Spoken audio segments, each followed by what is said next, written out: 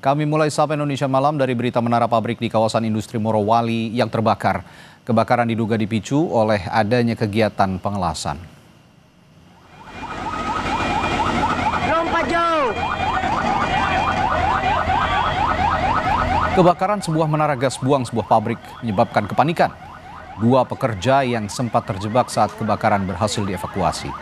Akibat peristiwa ini 3 orang mengalami luka-luka dan penyebab pasti kebakaran masih dalam penyelidikan.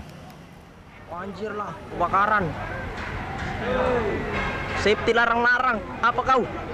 Terima informasi ada terjadi kebakaran di PT IMIP, namun sampai saat ini kami masih proses melakukan penyelidikan. Apakah ada informasi bahwa ada korban seperti apa, Pak? Sementara kami masih cek dulu, memang ada yang dilaporkan ke kami, ada yang korban, namun luka bakar sebagian saja, tidak menimbulkan korban jiwa.